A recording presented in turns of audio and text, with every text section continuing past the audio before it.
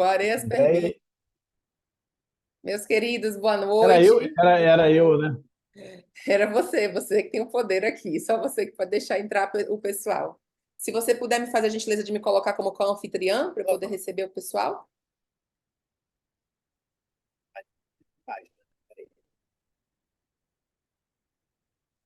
Você está como plano ou como núcleo Eu circular? sou núcleo circular de educação vascular, vulgo no E aí, SEV. co-host. Pronto, maravilha, vou Legal. conseguir ajudar o pessoal. Bom, boa noite, já somos E 30 senão eu. pessoas. Vamos, vamos começar aqui devagarzinho. Eu vou pedir para você, gentilmente, Aria, se apresentar. Não que você, acho que aqui ninguém saiba quem seja você, mas, por favor, conte-nos. Você já tem. Que eu vou me desconectar disso agora. Pode ser? Ah, ok. Bom, vamos lá, pessoal. Boa noite. É um prazer estar aqui com vocês hoje. Fiquei muito feliz com o convite de Suzana. A Suzana é uma pessoa que eu admiro demais e gosto muito de trabalhar junto.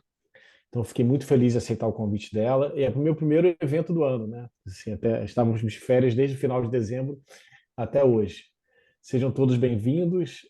Vamos conversar sobre esse tema que tem tantas dúvidas, tantas questões em aberto, né? Eu vou dar uma breve aula de 15 minutos mais ou menos. Depois a gente vai entrar no bate-papo e espero que todos interajam bastante, né? Porque assim como vocês, nós também temos grandes dúvidas e grandes discussões sobre esse tema, né? Eu me chamo Marcos Arias Marques, né? Eu sou nascido em Brasília, mas estudei minha vida inteira no Rio de Janeiro. Fiz faculdade na Universidade Federal do Rio de Janeiro e trabalho hoje em dois hospitais. O Hospital Universitário Pederneiras, que é da Universidade do Estado do Rio de Janeiro, a UERJ, e no Hospital Gafreguini, que é da Unirico, Universidade Federal do Estado do Rio de Janeiro. Tá? Eu sou geologista clínico, formação um pouco diferente, incomum para o meio em que eu vivo, e espero poder contribuir com vocês sobre esse tema. É um tema muito interessante, na verdade, estudar sobre esse tema surgiu durante um congresso, Suzana, do ISTH, lá fora, e um colega de Minas Gerais, a gente começou a conversar na mesa, o Eduardo Sade, que é um intensivista lá de Minas Gerais, e falou assim, como é que a gente faz profilaxia para avião, para viagem aérea principalmente? É um assunto tão em aberto. Outro dia eu fui fazer uma pesquisa sobre o tema, quase não tem artigo. E eu falei, é verdade. A gente começou a discutir isso numa mesa de restaurante, assim, e com o tempo eu acabei escrevendo um artigo para o JVB, e que acabou, de certa forma, Te me associando ao tema, trazendo né? muita associando ao tema, trazendo atenção ao tema, mas é um tema absolutamente aberto e eu vou botar alguns pontos interessantes assim. Na verdade, essa aula é mais para gerar discussão e fazer uma reflexão, tá? Vocês estão vendo bem, né? A primeira associação que existe entre avião e trombose é invertida, na verdade. Alguns relatos nos abrigos antiaéreos da população de Londres, que era submetida aos bombardeios do Hitler, né, na Segunda Guerra Mundial, e às vezes eles ficavam enclausurados e fechados, sentados na mesma posição, eles estavam do outro lado, né, não dentro do avião, mas numa posição que a gente fica dentro do avião atualmente.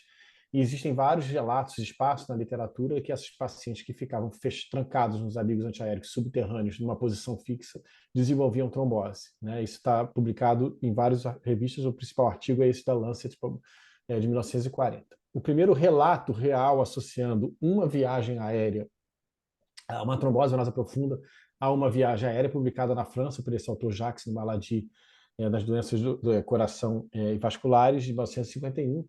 E olha que interessante, a primeira série de casos é uma série de 5 casos, descrita em 1954 pelo Holmes, do sinal de Holmes, o mesmo Holmes que descreveu o sinal de Holmes.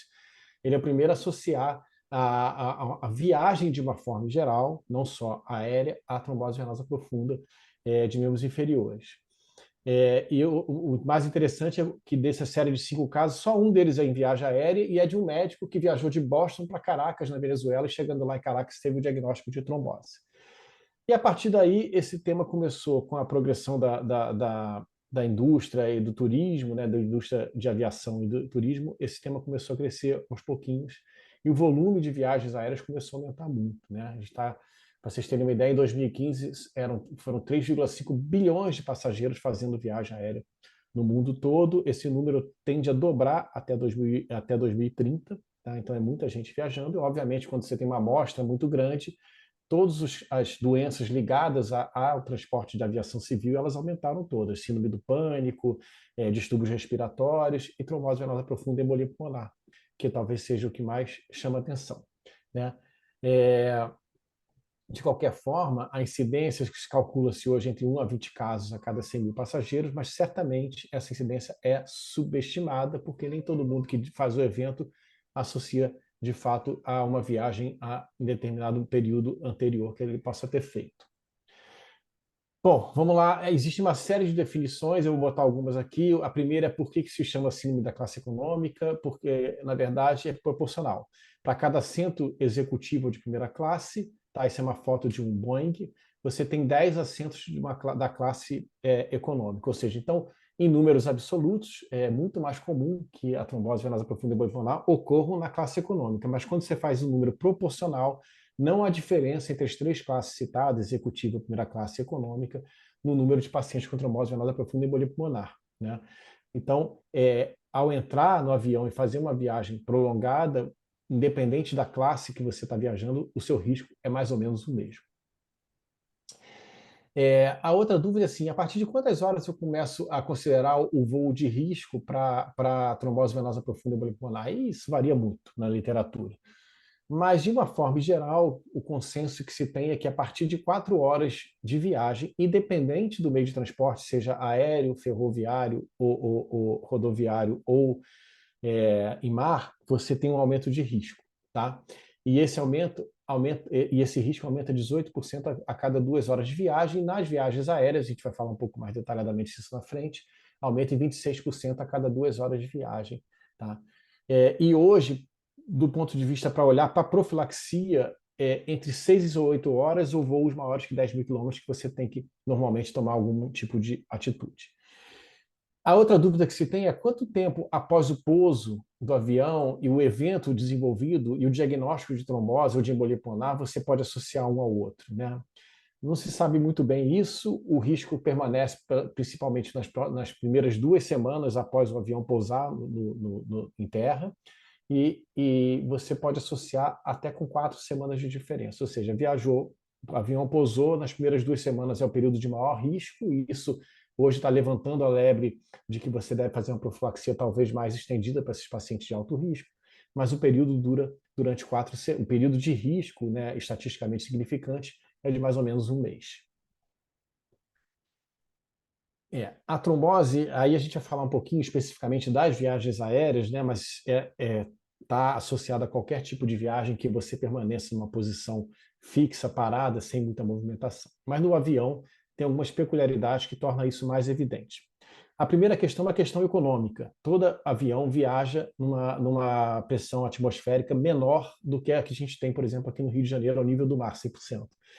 Todo avião viaja, faz uma hipóxia, faz um ambiente como se estivesse na altitude entre mais ou menos 2.000 e 2.400 metros de altitude. Uma saturação de 92% a 95%. Isso é permitido por lei. E o objetivo disso é deixar o avião mais leve e gastar menos combustível, tornar a viagem mais econômica. Mas o fato é que essa exposição a pressão atmosférica um pouco menor, você tem uma lesão hipobárica, você tem um aumento da protrombina, um aumento da ativação plaquetária e uma diminuição dos mecanismos de dissolução do trombo, especialmente da fibrinólise. Outra coisa interessante, também para manter a aeronave mais leve e ser economicamente viável, é um ambiente de baixa umidade, mais ou menos de 10%, muito diferente, por exemplo, aqui no Rio de Janeiro, que é uma cidade muito úmida. Isso provoca desidratação e hemoconcentração. Além disso, no avião, com a progressão do número de viagens e o objetivo sempre de focar em economia, eles estão colocando o espaço das poltronas cada vez menor e a mobilidade de você dentro da aeronave está cada vez menor, né? Então, quando então associa-se à viagem aérea porque as posições das poltronas são muito desconfortáveis hoje e te faz permanecer numa posição viciosa por longos períodos. Outra coisa interessante é a localização da poltrona. Assentos próximos às janelas estão estatisticamente associados a mais casos de trombose e embolia do que assentos no corredor, isso por um motivo óbvio. Quando o paciente tem acesso ao corredor mais fácil, ele consegue levantar, tem mais liberdade de libertar e andar e deambular durante o voo, tá?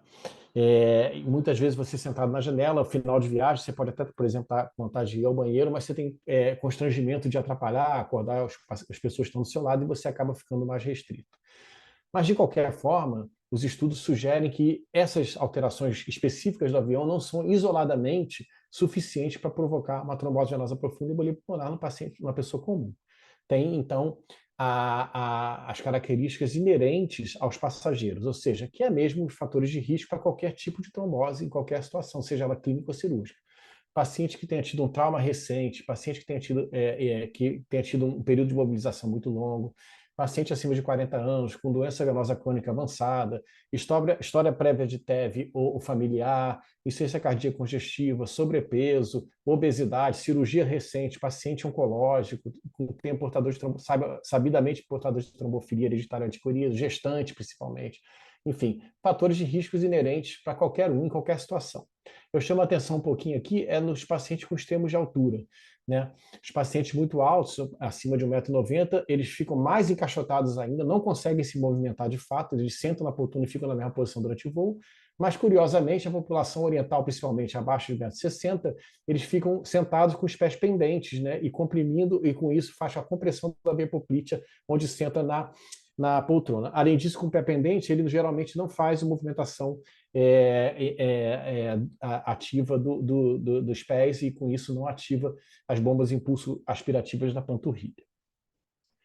Como é que a gente pode propor profilaxia? Como é que a gente pode proteger os nossos passageiros, independente dos fatores de risco? Medidas gerais, eles sugerem a hidratação com água ou suco, 250 ml a cada 2 horas. Obviamente, eu não sugiro seguir exatamente essa regra, mas eu estimulo, olha, beba água, quando oferecerem, levante, vai até o fundo do avião, pede um copo d'água, só que você vai estar deambulando e se hidratando, lembrando que a cabine tem um ambiente com baixa umidade e hipobárico, né? E sugere-se sempre evitar álcool, café e chá, que são bebidas que induzem a diurese e podem piorar a desidratação do paciente. Sugira, como está aí na foto, no desenho, a movimentação ativa dos pés e das pernas durante voos. Sugere também que seu paciente possa deambular quando possível. Eu não mando ele levantar a cada 2 horas, eu geralmente não faço isso, eu peço só assim. Você está acordado, está até entediado, levanta, anda na cabine, vai até a outra ponta. Se for ao banheiro, vai no banheiro mais distante, mas no fundo depois vai beber água na outra ponta do avião. Circule o máximo possível que você puder, que não seja desconfortável nem para você, nem para os outros passageiros. E sugira sempre seus pacientes viajar do lado do corredor, porque ele permite o ir e vir dele de uma forma mais prática, né? Em relação às medidas gerais, as meias elásticas de compressão graduada, existem vários estudos, para quem tem interesse ao tema, eu sugiro uma série de estudos chamada Longfleet, são 4 grandes estudos avaliando vários fatores, várias medidas profiláticas, e principalmente a meia elástica, sugere que o uso de meia elástica de compressão graduada diminui o TEV nos pacientes, daqueles pacientes considerados de alto risco, e independente disso tudo, vai diminuir os sinais e sintomas que se desenvolvem da doença venosa crônica, né, edema e pernas cansadas e odor durante a viagem.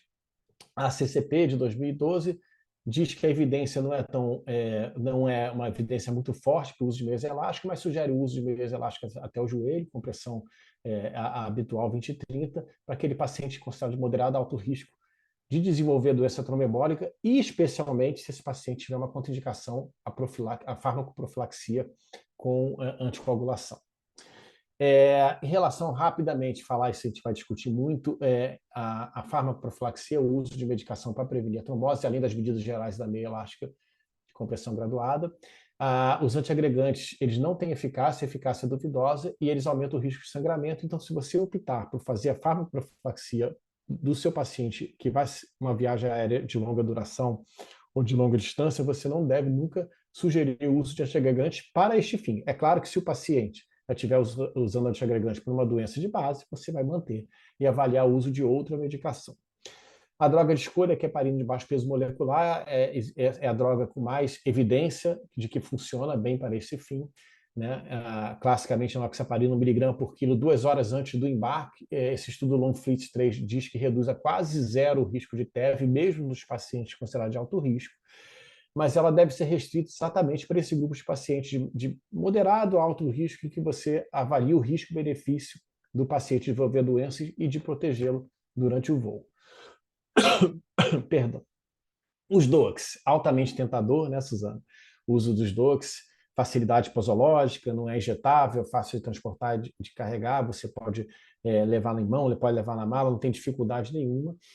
Tem todo um sentido lógico da sua profilaxia. A gente pode imaginar que se o DOAC funciona bem para profilaxia, por exemplo, de artropatia total de quadril e joelho, situações muito mais agressivas que o paciente é exposto a uma imobilidade e uma agressão inflamatória muito maior do que o voo, se funciona nisso, por que não vai funcionar na viagem aérea? Tem toda uma lógica científica embasada, mas nunca foi testada de fato para esse fim, né? Então, é altamente tentador e muitas vezes eu faço, mas ainda não existe estudo que confirme a eficácia de segurança desse grupo de medicações, né, dessas 4 que nós temos no Brasil, nessa situação específica. De uma forma geral, a gente indica profilaxia quando? Se o paciente é de baixo risco, não necessariamente ele precisa fazer profilaxia, mas não custa nada orientar ele a fazer as medidas gerais. Olha, mantenha-se hidratado, use a meia elástica, tente deambular, isso é salutar para qualquer um. Naquele paciente de risco intermediário, você vai sugerir, com certeza, as medidas gerais, já efetivamente a meia elástica, e nesse paciente de risco intermediário, em que você tenha a sua impressão, a sua história na mão do paciente, você conhece o paciente, você pode eventualmente sim indicar farmacoprofilaxia, preferencialmente com heparina de baixo peso molecular. Naqueles que você tem alto risco, né, você vai fazer as medidas gerais, a meia elástica e certamente a heparina de baixo peso molecular na dose profilática.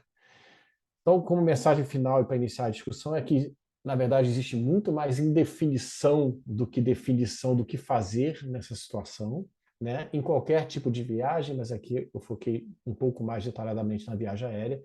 Não existe consenso da profilaxia de TEV em viagens aéreas. Existem evidências, mas muito suaves, assim, muito pouco robusta para você ter uma conduta fixa, e você deve avaliar sempre cada paciente individualmente, avaliar os riscos-benefícios com muita calma, conversar bastante com ele.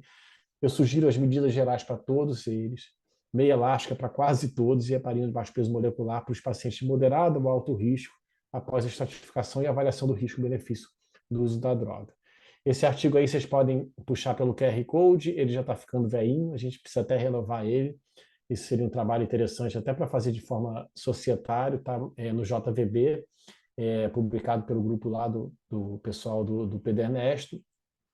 E eu também tenho essa entrevista aqui com a Juliana, que é minha companheira de hospital lá do PD Ernesto, em que a gente conversa durante 40 minutos sobre esse assunto. Também é um podcast muito interessante, está à disposição do YouTube. Bom, Suzana, é isso. Vamos conversar. Rapaz, um baita review. Eu já estou com meia página de coisa aqui anotada, porque é o seguinte, gente, aqui a gente vai trazer à tona as nossas dificuldades do dia a dia, né? Então, vocês veem que é um cenário difícil porque a gente não tem evidência. A gente estava conversando hoje à tarde, eu e a Ares, pô, anticoagulação em muitas situações é o paraíso, né? Porque a gente tem estudos robustos, com metodologia adequada, um N sensacional, mas viagem prolongada, não. Então, tem algumas situações, né, que são muito frequentes na nossa rotina. Por exemplo, a gestante que vai viajar para fazer um enxoval, né, que aí lá junta as questões da gestação, com a sedestração prolongada, com a compressão da pelve, com a compressão da poplita, e, e aí, quando fazer, quando não fazer. Eu queria lhe propor você versar um pouquinho sobre 3 cenários comuns. Grávida, bote aí segundo trimestre viajando para fazer enxoval, uma paciente que vai fazer turismo para cirurgia plástica e os doentes oncológicos. Não se arrependa de ter vindo, não, viu? Você está em casa. É, Grávida é uma situação em que a gestação, a gestação e tem muito artigo, desses artigos que eu citei, vários deles, botam a grávida como um dos principais grupos de riscos para desenvolvimento da doença tromboembólica em viagem aérea, né? Então, de uma forma geral, se ela não tiver contraindicação, eu acho que a grávida tem que ser submetida à farmacoprofilaxia, especialmente aquelas. Uma época aqui no Rio era muito comum, né, a pessoa fazer viagem aos Estados Unidos, Miami, para fazer enxoval. E tem 2 casos emblemáticos aqui no Rio de Janeiro de colegas médicos que faleceram por embolia pulmonar Nossa. em viagem aérea. Exatamente. É bem dramático, assim. Ixi. Então, de uma forma geral, a gestante é considerada assim um grupo de alto risco desde o primeiro trimestre e principalmente no puerpério, que também não é incomum, tá? De uma forma geral, as companhias aéreas estrangeiras não permitem, dificultam o embarque de gestante acima de 32 semanas, eles começam a criar dificuldades e existem normatizações para isso, tá? Mas eu faria profilaxia, sim, para a clássica de heparina de baixo peso molecular, na grávida não tem discussão, né? A gente não vai poder usar DOAC, em dose profilática. O outro cenário é da cirurgia plástica. Bom, aí eu vou até fugir um pouquinho da viagem aérea. Eu tenho uma amiga pessoal que foi fazer em Minas Gerais uma cirurgia plástica, voltou de carro e fez embolia pulmonar. Tá bem ela, mas chegou a ter parada cardíaca do carro. Ou seja, Nossa. cirurgia plástica, ela foi fazer aquele combo, né, que é muito comum, Mummy já que vai. Recover. Exatamente. E aí ela foi altamente inflamada, no dia seguinte entrou no carro para viajar. E fez, Nossa. então, cirurgia plástica, sim, comum, e faria profilaxia também. E aí, no caso, talvez a cirurgia plástica, Suzana, a gente tem que pensar que faça profilaxia 7 a 10 dias por conta da cirurgia, né? E a viagem aérea no Essa meio, facilita, ok. por um lado, pelo menos a gente tem um dado para o tempo, né? E Ricardo já perguntou Exatamente. aqui, mas a gente vai chegar lá, Rick, já já, que eu também, a gente também vai discutir isso. O pessoal tá sem entender, ô Areias, qual é o racional da profilaxia com a dose plena de enoxaparina? Não, que botou lá no slide, no Isso, slide da no aula, long está em flight, dose plena? long flight eles colocaram dose plena, né? 1 miligrama por quilo. E aí o pessoal Colocaram estranhou. dose plena. Ninguém entendeu muito bem isso, não. E quando eu publiquei esse artigo, inclusive um dos revisores implicou com isso, eu tive que mandar a referência para ele para mostrar que isso estava no artigo do Lonflix. Tá? Mas, de uma forma geral, é a dose profilática, 40 miligramas Isso. subcutânea. Eu geralmente peço para fazer após o check-in, tá? Que aí ficam 12 horas cobertas, geralmente cobre a maioria dos voos. Né? Carolina está E perguntando a questão oncológico, do tempo de viagem. Carolina, o ponto de corte atual são 4 horas, mas eu ia comentar isso. Começo do século eram 12, depois saíram diretrizes com 8, as mais recentes para 4 horas, né? Qualquer um dos meios 4 horas. de transporte. Hoje o corte são 4. É, 4 horas o risco cresce, Carolina. Tá? Então você tem que começar a olhar para esses pacientes. todo mundo quer saber quanto tempo antes e depois da viagem manter a profilaxia. Não tem jeito. Olha só, a gente conversou muito isso hoje à tarde, por acaso, a gente conversou bastante isso, Suzana, e assim, pela diretriz, dose dose na viagem 2 horas, 2 a 4 horas antes do embarque, certo? Existe todo um racional, gente, até pela experiência com outros grupos de pacientes, em que a gente vê que esse risco perdura. E logo no primeiro slide, a gente vê que o pico é em 2 semanas e dura 4 semanas. Então, não existem dados para a gente dizer faça a extensão por alguns dias. Eu acho que você vai ter que olhar paciente a paciente, sentir o risco dele e, eventualmente, sugerir a extensão da profilaxia por mais dias, né? Mas é um assunto muito delicado, A gente né, estava Suzana? discutindo isso em Belém, eu, você e Páscoa, lembra? Cada um fazia de um Lembro, jeito, porque não tinha fazia de jeito. evidência. Inclusive, Meus esse é pa... o. Diga. Não, não, perdão, pode falar. Esse é o único cenário na literatura em que a gente vê ser citada a possibilidade de single shot, de dose única. É uma coisa que a gente briga muito em cirurgia, não tem Sim. evidência, não tem evidência, não tem evidência. Mas em viagem aérea, alguns autores colocam nível de evidência mínimo, né, uma possibilidade de se fazer dose única. É, as meninas estão perguntando se para gestante é dose única também, e se Como desvia. Deixa eu só falar uma coisa, Hum, que ficou meio quebrada aqui a ligação, a transmissão. Eu acho que ainda é single shot, uma das poucas situações que a gente tem single shot, mas eu acho, aí, gente, é uma opinião absolutamente pessoal, sem base científica nenhuma. Eu acho que se os DOACs se emplacarem como medicações que sirvam para isso, eu acho que a tendência vai se estender para mais de single shot, né? Eu acho que vai ser a extensão já prevendo o risco maior nas primeiras 2 semanas, tá? Mas isso é uma opinião, absolutamente opinião minha, né? Não sei se Eu acho Suzana concorda, mas importante é a minha ponderar opinião. o seguinte, então, eu estudo o trecho que o paciente vai fazer, porque não raramente ela vai viajar 21 dias, por exemplo, e nesse intervalo ela vai ter vários trechos de 4 horas. E aí você usa dia sim, dia não, fica uma loucura, né? Então, é como eu comentei com você, paciente obesa, com artrite reumatoide, com passado de TVP, que vai fazer um trecho na Europa, toda hora ela sai de um ponto para o outro. Não está na literatura, mas eu já tive paciente que eu fiz. Vou dar um exemplo aqui sem conflito de interesse nenhum. Ela quis 2,5, 12, 12 no trecho, no período da viagem dela todo, para poder cobri-la dessa superposição de fatores de risco. Feito o primeiro trecho, tá lá o risco. Vem o segundo, vem o terceiro, vem o quarto. Agora, obviamente, um ponto importante, se o risco de Eu sangramento concordo com, permitir, né? eu concordo com você, e tem todo um racional para essa sua indicação off-label, né? Você está se baseando na sua experiência, que você trabalha com isso há muito tempo, e você sabe que o voo não é tão liso sempre. Eu vou dar um exemplo agora, que você falou do evento lá do Pará que nós estivemos juntos, o Adenauer está online aí. Eu fiz um voo que era Rio, Brasília, Brasília, mas eu fiquei parado em Brasília 4 horas. Então, esse voo que, teoricamente, se fosse Rio, Belém, direto, que eu não sei quantas horas seriam, ele passou a ser quase de 8 horas na prática, né? Porque eu fiquei no aeroporto parado. É claro que no aeroporto tem um movimento, mas um paciente, por exemplo, mais velho, obeso, ou mesmo uma gestante, já fica imóvel, sentadinha, quietinha. Então, a gente tem que considerar esses períodos também. Então, isso Esse abre voo um de leque Belém, esse de... voo de Belém, eu lembro que eu fiz Salvador, Brasília, Brasília, Belém.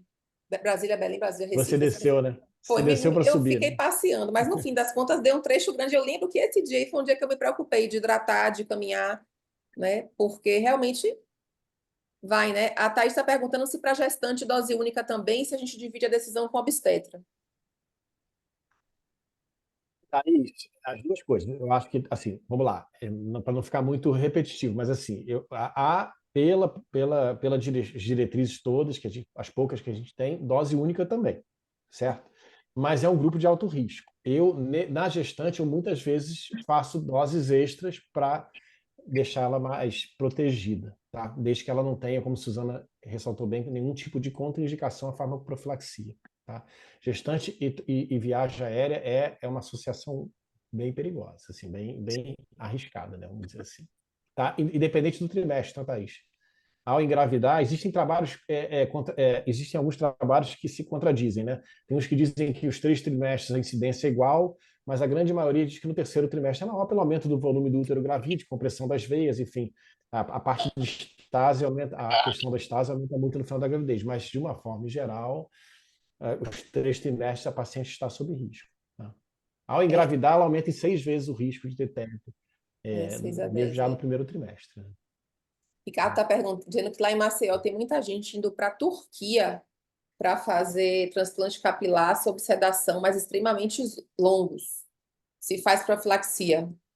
Ricardo, deixa eu te falar uma coisa, Ricardo. Foi até um ponto interessante que você tocou. Você sabe que estão começando, e esses transplantes capilares, o paciente às vezes fica algumas horas numa posição de bruços, né, apoiado nas costas, e estão começando a pipocar na literatura. A gente até viu uma discussão recente no grupo, né, de Suzana de SBTH, que você está começando a ter trombose, considerado a manifestação, como está aumentando muito, a técnica melhorou muito, as pessoas estão procurando muito isso, começando a aumentar a incidência no transplante capilar também, tá?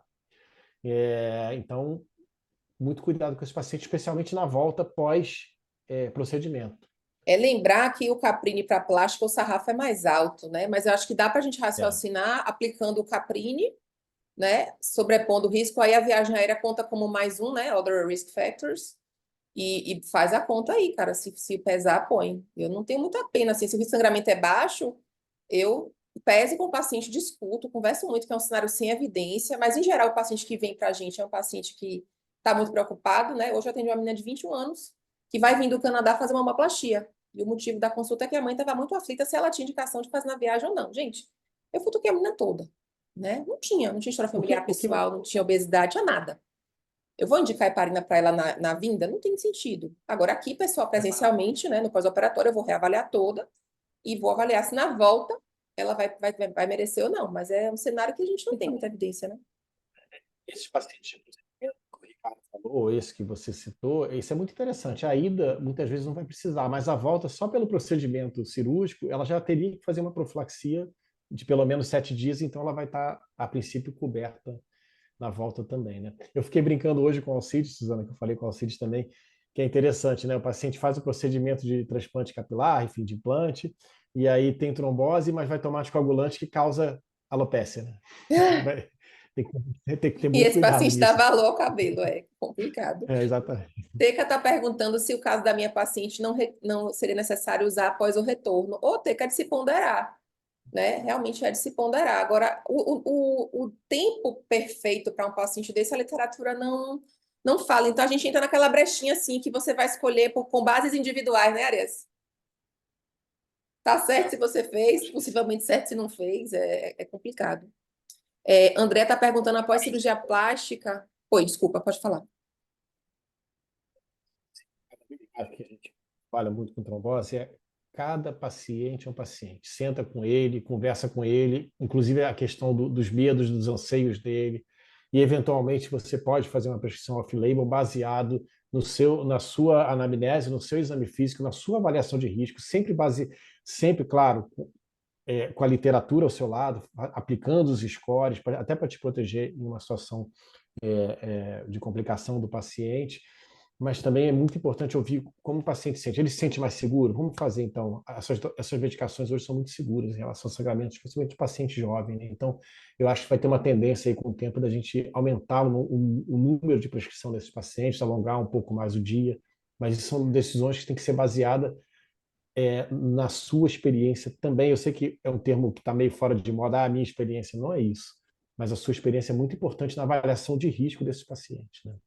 Na verdade, no cenário em que a gente não tem evidência, o melhor julgamento técnico de quem está ali é como eu brinco, né? Você chega na cozinha, tem ovo, leite, farinha, manteiga e açúcar, você fala, opa, vai ter bolo? Eu acho que esse é o paciente que se beneficia daquele trabalho da gente de puxar o fio para desenrolar o carretel. O que é que esse paciente tem de fator de risco hemorrágico? O que é que tem de fator trombótico? Vamos tentar confrontar? Qual é o cenário que eu ofereço menos insegurança ou mais segurança para esse paciente, né?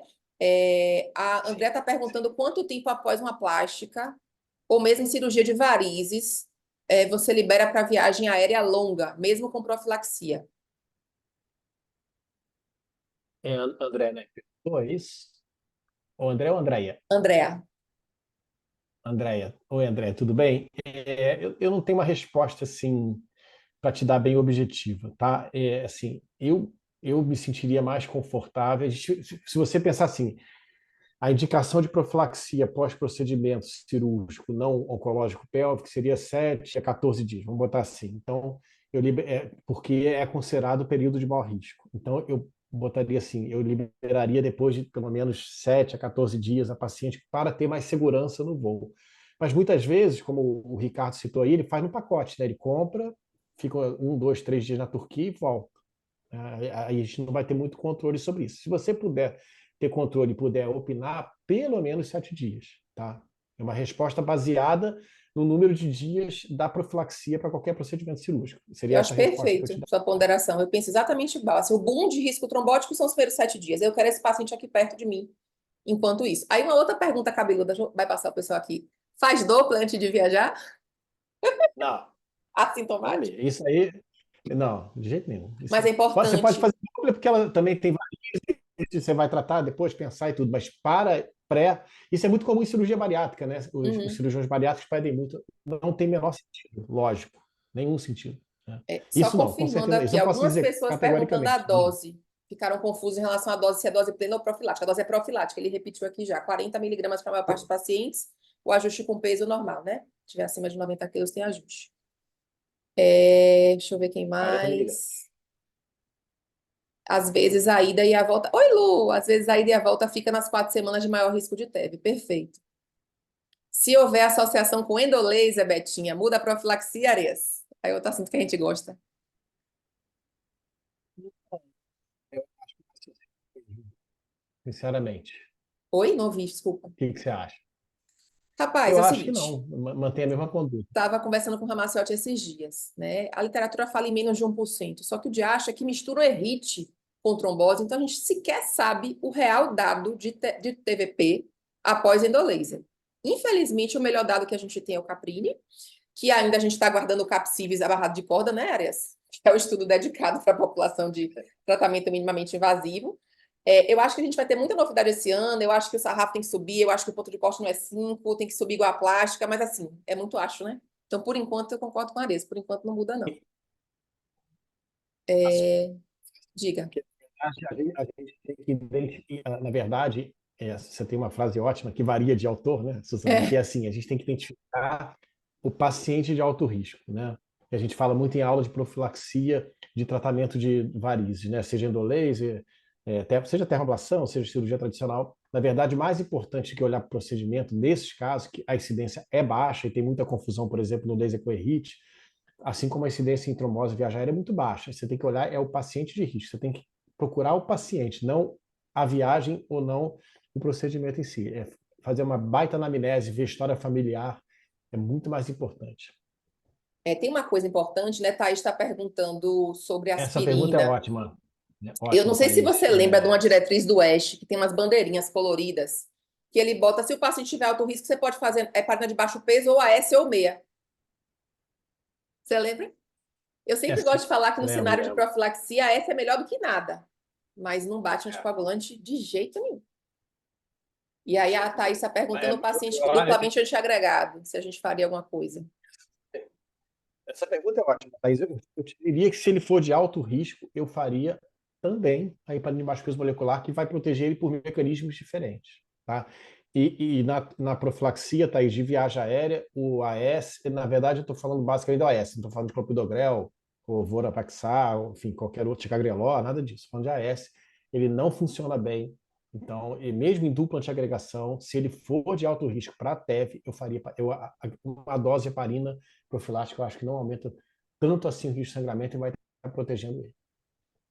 Agora, esse é um ponto importante, né? A gente tem que procurar no paciente aquelas pistas de risco de sangramento. Se tem anemia, disfunção renal, disfunção hepática, quedas frequentes, pressão alta, já AVCzou, já sangrou, né? Então, eu acho que esse é o tipo de consulta que não dá para ser ligeira, né? É o tipo de coisa que a gente tem que. Eu estou Eu vendo acho trabalhoso, mas eu acho maravilhoso. eu acho que situação indicaria tromboprofilaxia medicamentosa pós-viagem por 7 dias, situando o paciente no pós-operatório.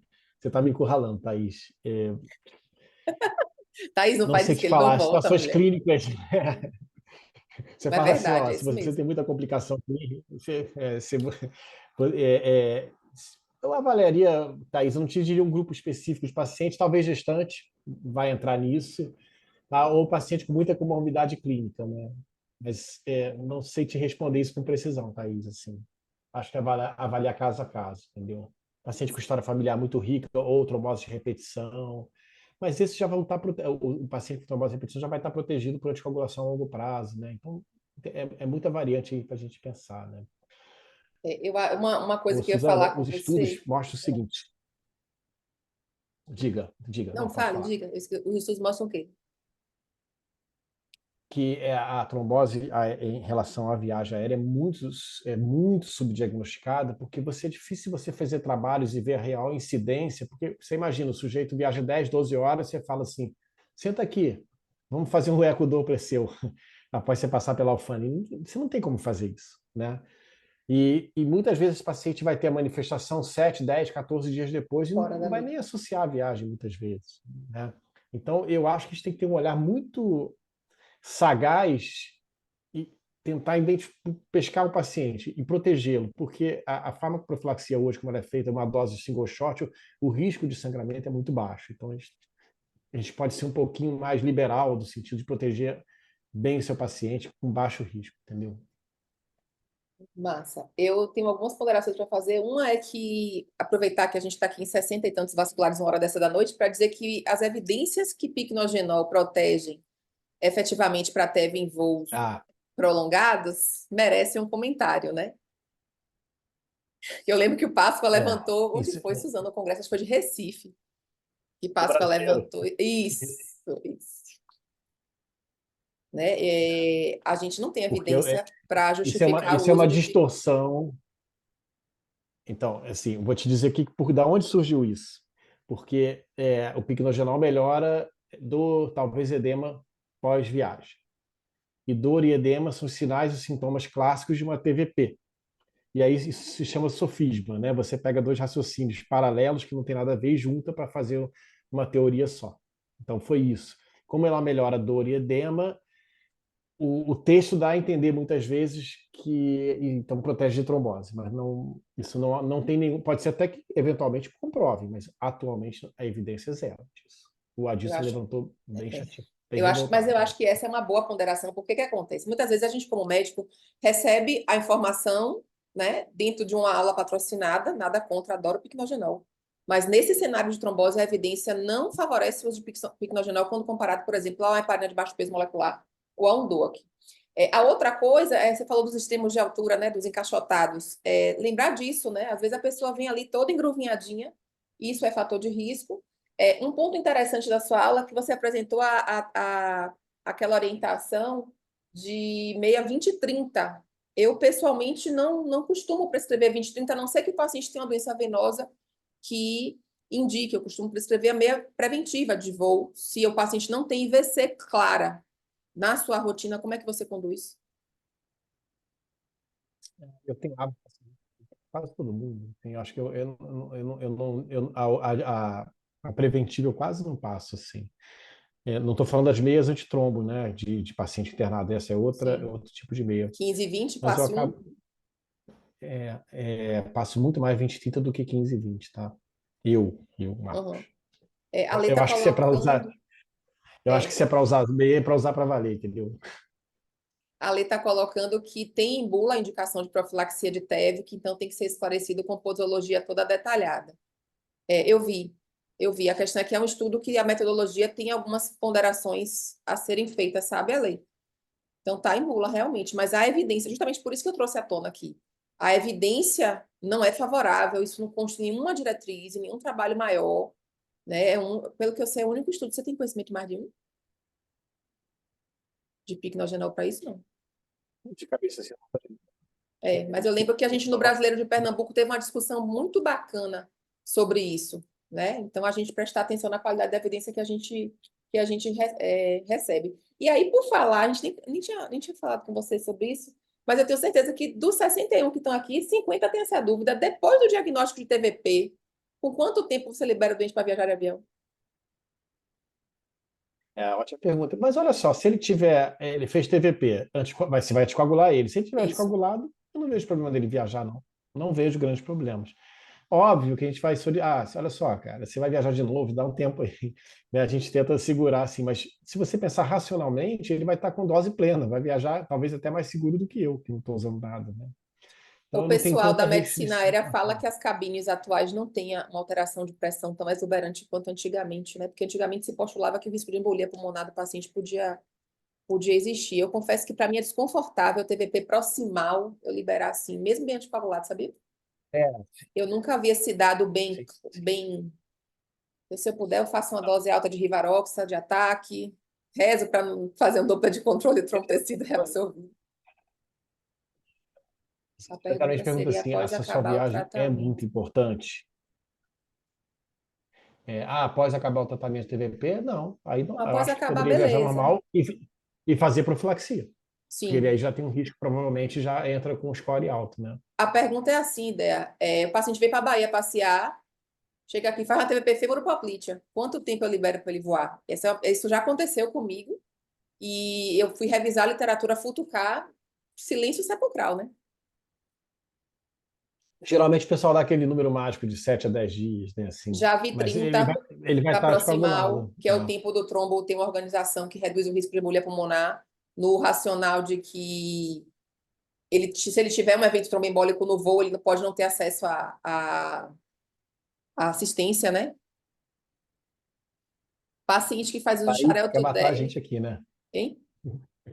Pois é, mas acontece, é exatamente assim, né? A Então, é aquela Thaís fez a história, pergunta ótima. preferências e valores. Thaís tá inspirada. Thaís foi viajar no novo, voltou com a cabeça boa, amiga. Paciente que faz uso de xarelto 10 de forma estendida por trombofilia associada a tromboflebite no passado. Mantém essa mesma medicação idosa em uma longa viagem de avião é suficiente? Parece. Eu manteria, Eu manteria. Ela está usando, já vai ficar a longo prazo, já protege ela a longo. Eu não trocaria para viagem, não, tá? É. Mas a pergunta é boa, é o dia a dia, é isso. Também estou com saudade. Eu vou fazer uma aula da saudade com o grupo de vocês da mentoria. Thaís estava na segunda turma da mentoria da gente. Uma coisa interessante, olha o que aconteceu. Ó, uma coisa importante, como a gente pega do paciente, né? Uma lactante minha, tá com varfarina, vai viajar para mostrar neném para a mãe. E ela veio hoje, doutora, eu soube que eu tenho que tomar injeção, né? Para prevenir trombose. Ela está descoagulada com a renina na faixa. Então, de atentar para isso, né? Para não correr o perigo do paciente achar que só a injeção vai proteger. Então, o que está com anticoagulante oral, tá valendo, né? Com certeza, com certeza. Sim. Sabe uma outra coisa que a gente não tem dado, mas o oncológico, né? Digamos, a oncológica por mel de mama usando tamoxifeno. Ela já não está numa fase com doença detectável, mas ela está ali com um pontinho crítico na vida dela, que é tamoxifeno, né? Se o risco de sangramento for baixo, você faz? E no doente de risco de sangramento alto, o que é que você faz? Qualquer dor hormonal, mas que tem uma atividade intrínseca pró, né? Então, por isso que o tamoxifeno faz trombose, sim. Eu posso dizer porque minha mãe fez TVP de veia cava por uso de tamoxifeno. Tá, Putz, tá bem até hoje. Já acabou o tamoxifeno, fez durante 10 anos e parou. Agora até fez outro câncer de mama, está usando outra medicação, tá? Até por conta da trombose. Mas o tamoxifeno, sim, eu faria sim. O tamoxifeno é um fator de risco, sim. Eu protegeria essa paciente. eu acho que a mensagem que fica daqui é isso, né? Procurar os motivos que o doente tem para fazer trombose, os ingredientes do bolo do paciente, né? Que é que ele tem ali na batedeira dele. Olhar Exato. sempre para risco hemorrágico. Eu acho que essa é uma falha nossa, gente. Eu acho que a gente peca em dois sentidos. Um é de não dar um anticoagulante por medo indevido de sangrar, e o outro é de não enxergar que o doente tem um alto risco de sangramento, né? Lembrar que profilaxia mecânica é profilaxia. Eu acho que isso precisa ser dito para o paciente. Ó, não é que eu não estou fazendo nada. Eu não estou fazendo nada que aumente seu risco de sangramento, mas a meia é tromboprofilaxia, a hidratação é tromboprofilaxia, as medidas todas que a gente comentou aqui, né, que a Arias falou tão bem, sentar no corredor, de deambular, de não beber bebida alcoólica, não tomar sonífero. Sim, Ponto. sim, sim. Só uma coisa que eu queria chamar a atenção é a viagem aérea. A gente acaba falando só de avião, né? Mas as outras viagens também estão associadas. A vantagem é que, por exemplo, viagem longa de ônibus, o ônibus para e você fala para o seu paciente, salte, tome uma bebida. Pode tomar seu café. Eu sei que o café induz diurese, mas enfim, você se hidrata depois, não tem problema nenhum. Mas o ônibus parou, salte. O trem deu uma paradinha, levanta na cabine e anda um pouquinho. Não custa nada fazer isso e você se protege, né? Maravilha. Gente, eu queria agradecer muito a Areias. Areias, você Não, imagina. e o Rock. Eu adoro discutir esse assunto. Pois é. Eu acho que eu vou chamar a Areias a cada 3 meses para vir dar aula com a gente, não é? Ó, Vamos Janaína mandou aqui, peraí, agora. rapidinho, que Jana mandou a mensagem. Paciente com tricoleucemia, história TVP de palpite, episódio de TEB após dengue. Não É, entendi. se faz profilaxia, com Esse certeza, deve estar Janine, anticoagulado certo? já, né? Porque ele já é o segundo evento. Ah, sim, sim, sim. Se já é o segundo evento, ele está com a doença em atividade, certamente ele já está protegido por anticoagulação. Ô, Jana, sabe uma coisa interessante? Ramaciotti publicou um artigo sobre arboviroses e tromboembolismo venoso. Você lembra?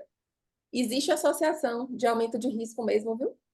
Você falou que foi Então, dengue? olha só, a Fernanda aí, que Vocês era da roubaram Bahia, da veio para o gente, Rio, sim. foi para a Bahia e voltou para o Rio agora. A gente tem um artigo de trombose com dengue. Tem Aumento de associação. incidência de com dengue. Tem no Jornal Vascular Brasileiro esse artigo. Tem associação. Agora, cuidado, eu não lembro o tricoleucemia especificamente, se a quimio não faz um nadir muito exuberante, né? Porque algumas leucemias agudas, Ah, a quimioterapia faz um nadir bizarro, a plaqueta despenca. Então, o manejo de não. anticoagulante desses pacientes, às vezes, é difícil, viu? Ela está dizendo É. aqui que definir a causa da TEP pela dengue contraindica a anticoagulação. Depende da dengue, né? Depende do número, enfim, se tem plaquetopenia, se não tem. Aí entram outros contextos para a gente definir isso, né? Maravilha, A gente. Eu vou Thaís está deixar perguntando exatamente, teve O Areias plaquetopenia. descansar. Ó, eu tô gravando. Difícil, né, Jana? Mas é por isso que eu acho lindo tratar trombose. Porque é justamente a Todo dia nossa é dia. É um É, caso todo dia diferente. a dia. Eu não dei boa noite, Adenauer, querido, boa noite, bem-vindo. Vi você chegando aqui, mas eu não abri sua tela para não atrapalhar aqui a aula. Foi massa. A gente está retomando agora a proposta do NUSEV com aulas gratuitas, tá? Essa aula vai ser disponibilizada no grupo do NUSEV e eu vou deixar na plataforma dos alunos da mentoria também, tá? Para que vocês possam ver, rever e a gente continuar aí aprendendo, tá? E a intenção da gente é impactar em qualidade de assistência, então vocês aprenderam aqui, levem adiante, ajudem aí os pacientes das regiões de vocês. Muito obrigada a todo mundo. Areias, Deus lhe abençoe. Obrigada e até a próxima. Obrigado. Tchau, tchau. Ó, Tchau, gente. Mari manda o quê? Mariana, quem não fez a mentoria, faça. Vou te contratar para o meu marketing, Mari. Um beijo, gente. Boa noite. Tchau, tchau.